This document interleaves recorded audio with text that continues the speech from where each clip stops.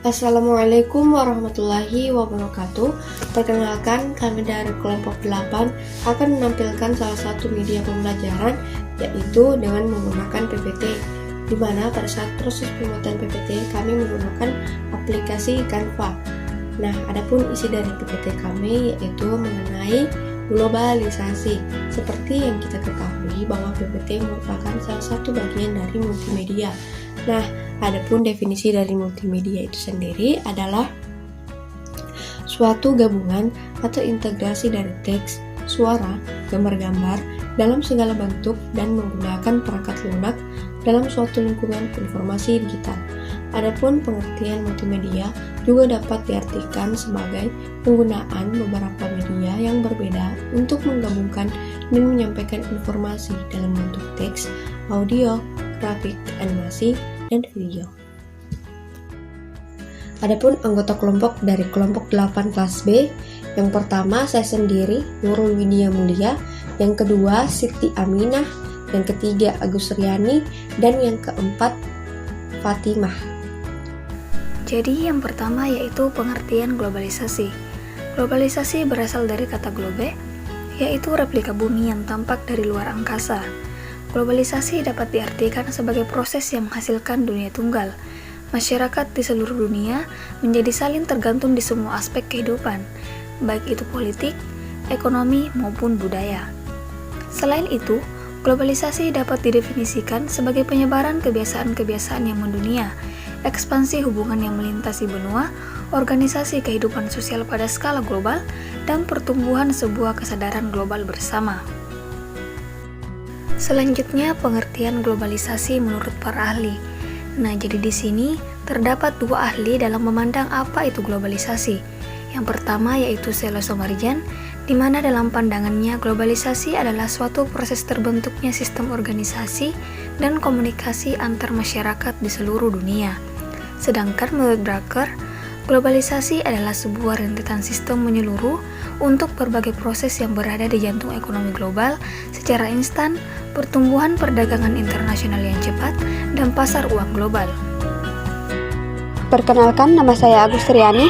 Di sini saya akan menjelaskan mengenai sejarah globalisasi.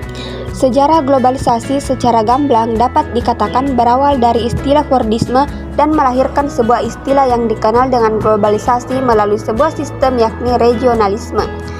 Regionalisme adalah sebuah proses menuju keteraturan global sehingga membentuk sebuah bentuk dunia yang baru atau reformasi terhadap posisi aktor-aktor yang terdapat di dalamnya. Proses regionalisasi yang disebut regionalisasi ini semakin tidak dapat dicegah dengan semakin agresifnya aktor-aktor internasional dalam mencapai kepentingan-kepentingan mereka dengan cara mengkoordinasikannya dengan aktor lain. Namun, proses regionalisasi tersebut tidak serta-merta menghasilkan region-region baru. Selanjutnya, salah satu dampak adanya regionalisasi yaitu individu-individu yang ada di dalamnya menjadi semakin bebas melintas batas negara mereka, utamanya dalam perdagangan bebas. Dalam hal ini, regionalisme dikatakan sebagai batu pijakan bagi terciptanya globalisasi karena ia memudahkan aktor hubungan internasional untuk saling bekerja sama dan berinteraksi. Namun, ada kalanya ketika regionalisme menjadi batu penghalang bagi terciptanya globalisasi, yaitu ketika ia mengotak-otakkan satu region dengan region yang lain sehingga sulit bagi mereka untuk menjadi sesuatu yang mengglobal karena terpisah-pisah. Misalnya, terciptanya NAFTA dan AFTA berada dalam sebuah region yang berbeda sehingga sulit bagi negara-negara anggota yang berbeda untuk melakukan kerjasama yang sama. Baik, materi selanjutnya yaitu teori globalisasi. Teori globalisasi di sini terbagi menjadi 3 teori. Teori yang pertama yaitu para globalis percaya bahwa globalisasi adalah kenyataan yang memiliki konsekuensi nyata terhadap bagaimana orang dan lembaga di seluruh dunia berjalan. Selanjutnya, teori yang kedua, para tradisional tidak percaya bahwa globalisasi tengah terjadi. Mereka berpendapat bahwa fenomena ini adalah sebuah mitos semata atau jika ada terlalu dibesar-besarkan. Teori yang ketiga yaitu para transformasionalis berada di antara para globalis dan tradisionalis. Mereka setuju bahwa pengaruh globalis telah sangat berlebih-lebihan oleh para globalis, namun mereka juga berpendapat sangat bodoh jika kita menyangkal keberadaan konsep ini. Faktor pendorong globalisasi. Yang pertama, kemajuan ilmu pengetahuan dan teknologi. Yang kedua, semakin terbukanya sistem perekonomian negara-negara di dunia. Dan yang ketiga, mengglobalnya pasar uang. Adapun ciri-ciri dari globalisasi, pertama, meningkatnya interaksi yang melintasi batas-batas negara. Kedua, industri budaya global berkembang pesat. Ketiga, terdapat persepsi diri yang bersifat transnasional di berbagai ranah seperti media massa, konsumsi, dan pariwisata. 4. Komunitas, tenaga kerja, dan modal semakin terikat dalam satu wilayah. Kelima, meningkatnya kepedulian terhadap bahaya ekologi global dan tindakan yang diambil untuk mengatasinya. Dan yang keenam, meningkatnya kekuasaan, aktor, institusi, dan kesepakatan transnasional. Adapun gejala-gejala globalisasi di Indonesia.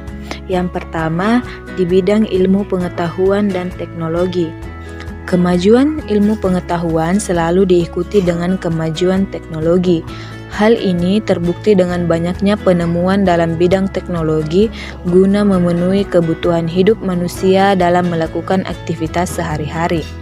Contohnya, penemuan telepon sebagai sarana komunikasi, penemuan transportasi, penemuan peralatan kantor, dan lain-lain. Yang kedua, di bidang ekonomi. Globalisasi ekonomi adalah meningkatnya saling ketergantungan ekonomi negara-negara di dunia berkat kecepatan pergerakan barang, jasa, teknologi, dan modal lintas perbatasan. Yang ketiga, di bidang politik. Keberhasilan pembangunan di bidang politik semakin memantapkan tatanan kehidupan politik dan kenegaraan yang berdasarkan demokrasi Pancasila, memantapkan perkembangan organisasi sosial politik dan kemasyarakatan, serta mendorong peningkatan kesadaran berpolitik rakyat.